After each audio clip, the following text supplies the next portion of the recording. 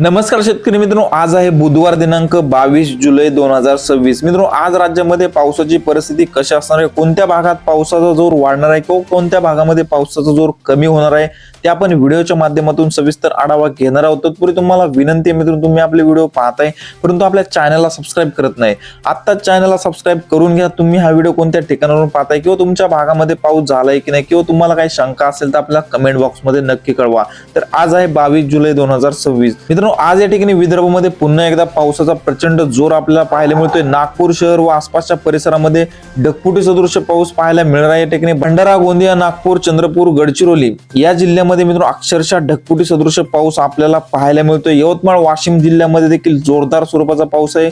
वर्धा जिल्ह्यामध्ये देखील मुसळधार स्वरूपाच्या पावसाची शक्यता पाहायला मिळते। अमरावती, अकोला, बुलढाणा या संपूर्ण विदर्भातील 11ही जिल्ह्यामध्ये मित्रांनो भाग बदलत आज दुपारनंतर व रात्रीच्या दरम्यान मुसळधार अशा स्वरूपाचा पाऊस आपल्याला पाहायला मिळणार आहे। तसंच मराठवाड्याचा विचार केला मित्रांनो, मराठवाड्यामध्ये मध्यम स्वरूपाचा पाऊस आहे। नांदेड, परभणी, हिंगोली, जालना, छत्रपती संभाजीनगर, बीड, लातूर, धाराशिव या मराठवाड्याच्या 8ही जिल्ह्यामध्ये मित्रांनो आपल्याला मध्यम ते हलक्या स्वरूपाचा पाऊस पाहायला मिळतोय। या ठिकाणी मित्रांनो पावसाचा जोर हा कमीच आहे। या ठिकाणी नांदेड जिल्ह्यामध्ये, हिंगोली जिल्ह्यामध्येच आपल्याला जास्त काही पावसाचं प्रमाण पाहायला मिळतंय, परंतु या ठिकाणी बीड, लातूर, धाराशिव या जिल्ह्यामध्ये मध्यम स्वरूपाचा पाऊस आपल्याला पाहायला मिळणार आहे। तसेच पश्चिम महाराष्ट्रामध्ये देखील मध्यम स्वरूपाचा पाऊस आहे। सोलापूर असेल, या ठिकाणी सांगली, सातारा, कोल्हापूर या जिल्ह्यामध्ये आपल्याला मध्यम ते जोरदार स्वरूपाचा पाऊस पाहायला मिळतोय। पुणे जिल्ह्यामध्ये देखील पावसाचा प्रचंड जोर आपल्याला आज वाढताना पाहायला मिळत आहे। तसेच घाटमाथ्यावरती मित्रांनो प्रचंड पावसाचा जोर आपल्याला वाढलेला पाहायला मिळत आहे।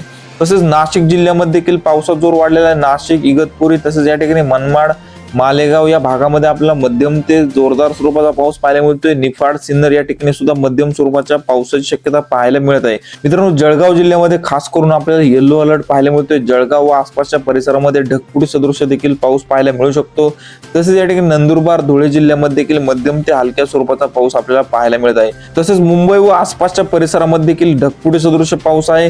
तसेच रत्नागिरी, रायगड, सिंधुदुर्ग या जिल्ह्यामध्ये देखील अक्षरशः ढगफुटी सदृश व मुसळधार, अतिमुसळधार स्वरूपाचा पाऊस आपल्याला दुपारनंतर व रात्रीच्या दरम्यान पाहायला मिळत आहे।